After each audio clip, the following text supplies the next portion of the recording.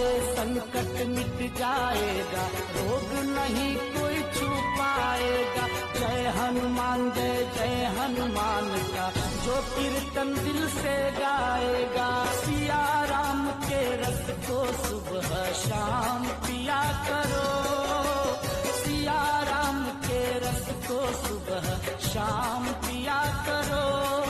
बजरंग बली का हर पल नाम लिया करो।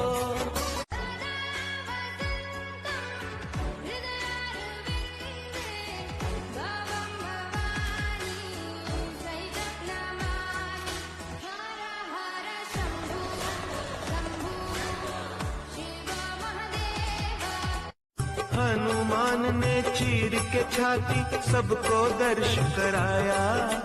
वहाँ विराजे सिया राम जी, धन्य धन्य तेरी माया। जय जय महावीर बजरंग बली, जय जय महावीर बजरंग बली। बजरंग बली मोरी नाव चली। जय जय महावीर बजरंग बली। हनुमान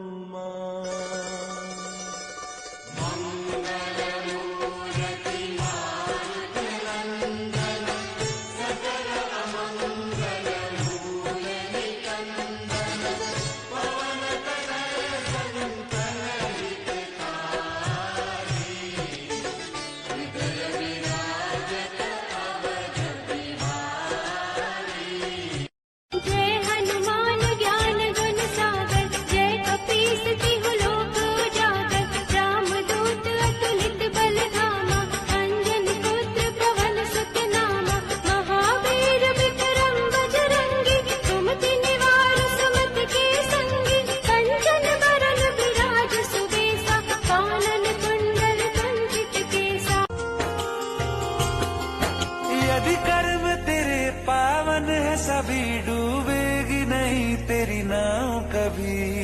तेरी बाह पकड़ने को वो भेष बदल के आएगा, पता नहीं किस रूप में आकर नारायण मिल जाएगा।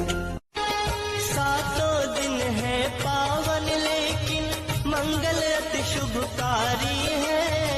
विघ्न विनाशक कष्ट निवारक मंगल मंगलकारी है। मंगल दिन है हनुमान का, हनुमान सर्वोत्तम है। जिनके हृदय में क्षण प्रति क्षण मर्यादा पुरुषोत्तम है। मैं राधा हूँ, मुझे रुक्मिणी ने बुलाया है। कृपया उन्हें मेरे आने की सूचना दे दीजिए। महारानी, महल के बाहर राधा रानी पधारी हैं, क्या मैं उन्हें अंदर ले आऊं? रुक जाओ, मेरे अगले आदेश तक मेरे कक्ष के द्वार मत खोलना। हर कोई यह देखकर हैरान रह गया कि एक ओर द्वारका के द्वार पर राधा खड़ी थी और दूसरी ओर रुक्मिणी ने उनके स्वागत के बजाय अपने कक्ष के दरवाजे बंद कर लिए थे। आखिर रुक्मिणी जी ने ऐसा क्यों किया? इसके पीछे क्या वजह थी? आइए जानते हैं इस अद्भुत कथा को। श्री कृष्ण के मुख से बार बार राधा का नाम सुनकर एक दिन रुक्मिणी से रहा न गया। उन्होंने श्री कृष्ण से पूछ ही लिया, प्रभु, ये राधा कौन है? श्री कृष्ण मुस्कुराए और बोले, राधा कौन है इसे शब्दों में नहीं बताया जा सकता रुक्मिणी। राधा को समझना है तो तुम्हें उनसे स्वयं मिलना होगा। यह सुनकर रुक्मिणी ने निश्चय किया कि जिनका स्थान स्वयं कृष्णा के हृदय में बसता है, उनसे एक बार अवश्य मिलना चाहिए। उन्होंने बड़े प्रेम से राधा को द्वारका आने का निमंत्रण भेजा। राधा ने भी प्रसन्नता से निमंत्रण स्वीकार किया और द्वारका पहुंच गईं। महल के द्वार पर पहुंचते ही राधा ने सोचा, जहाँ मेरे कृष्ण निवास करते हैं वहाँ मैं इन खड़ाओं के साथ कैसे जा सकती हूँ? उन्होंने अपनी खड़ाऊं उतार दी और नंगे पैर महल की ओर बढ़ चली। सैनिकों ने उनका परिचय पूछा तो राधा मुस्कुराकर बोली, मैं राधा हूँ, मुझे स्वयं रुक्मिणी ने बुलाया है। यह समाचार सुनकर दासी तुरंत रुक्मिणी के पास पहुंची और उन्हें बताया, महारानी, महल के बाहर राधा रानी पधारी हैं, क्या मैं उन्हें अंदर ले आऊँ? यह सुनकर रुक्मिणी बोली, कुछ क्षण रुक जाओ, मैं स्वयं आती हूँ।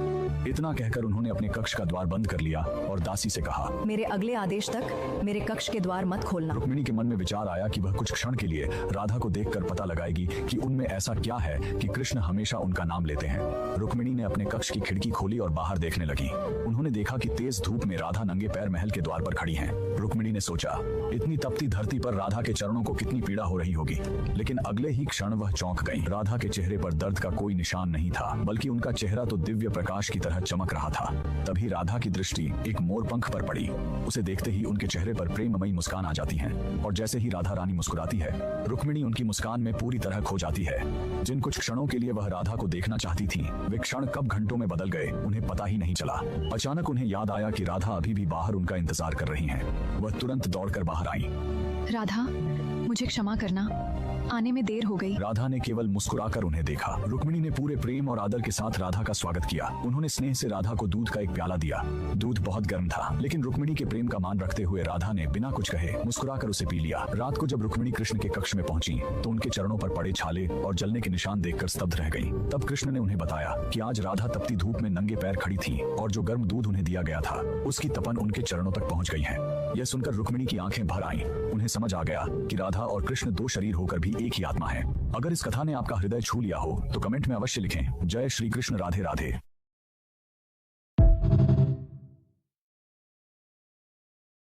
तीन बाण के धारी तीनों बाण चलाओ ना, मुश्किल में है दास तेरा, अब जल्दी आओ ना। हारे के सहारे मेरे हारे के सहारे, हारे के सहारे मेरी हार हराओ ना। तीन बाण के धारी तीनों बाण चलाओ ना, मुश्किल में है दास तेरा, अब जल्दी आओ ना। तीन बाण के धारी तीनों बाण चलाओ ना, मुश्किल में है दास तेरा, अब जल्दी आओ ना। हनुमान जी जल्दी पधारें। तस्वीर में भक्त हैं, वहां आपके आशीर्वाद पाने के लिए बड़ा व्याकुल हो रहा है। तथास्तु।